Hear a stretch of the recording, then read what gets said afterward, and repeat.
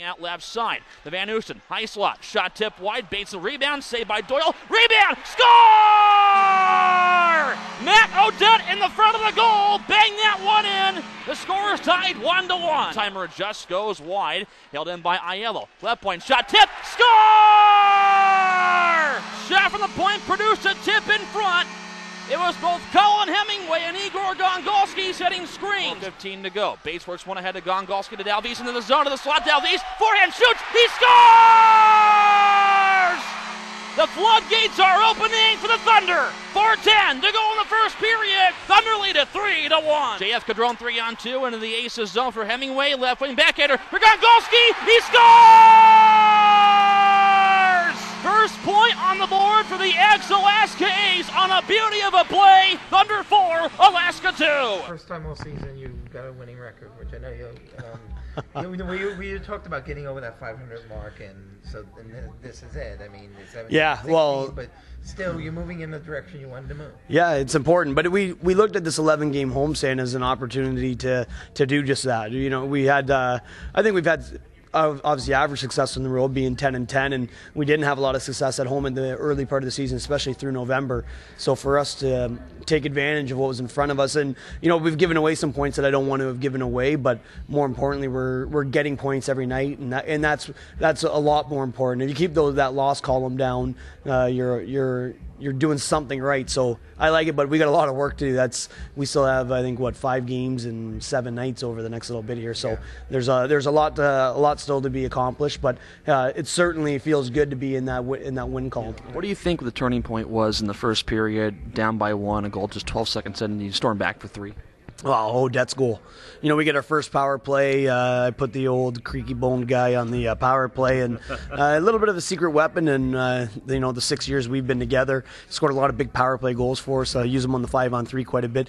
But I think there was one difference between the game tonight and last night, and when we addressed it, is we needed to get in front of Frank Doyle. If you let him see every puck, he's going to stop it. All the goalies do. So you know, getting a big body like that in front of him, you know, could disrupt him a little bit. And I think it worked. Obviously, that's just some nice hands from a big man in front like that. And then I think it just kind of, there was a little bit of a confidence boost right after that. And I like the way we continue to compete in the first period.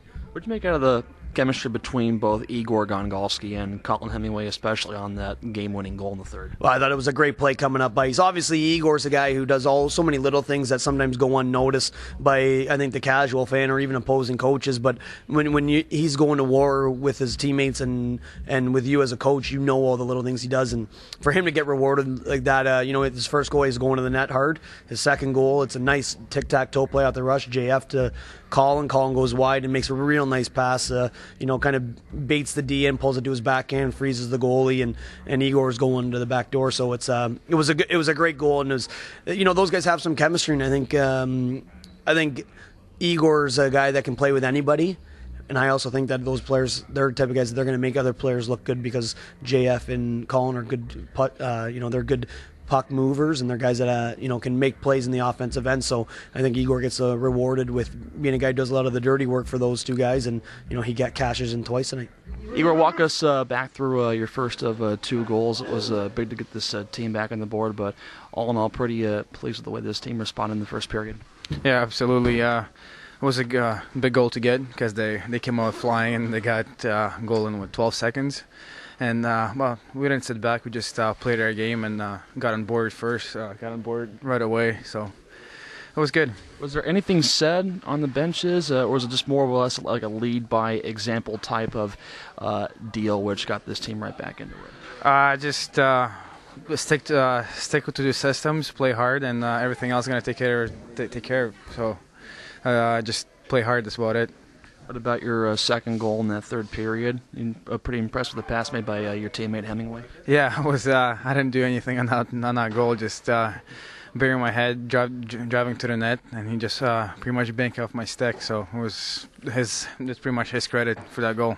We asked Jamie Bates this question last night about home ice advantage. This team now 3 wins, no regulation losses, 3 ties as well at home on this 11-game homestand. All in all, are you pretty pleased with the way that they're starting to kind of take command on their own home ice?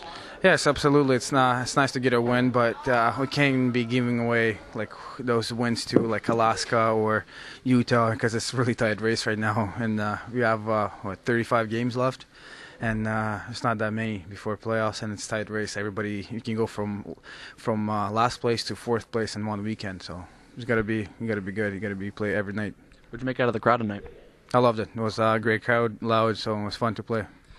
Tomorrow, Bakersfield comes in after a 3.5-hour bus ride. If anything, does it set up a certain advantage here for your team here? Well, they lost tonight, so they're gonna be ready to go tomorrow, and then all we have to do is just play hard and play our game, not the way they want to play, the way we want to play. Just control the game.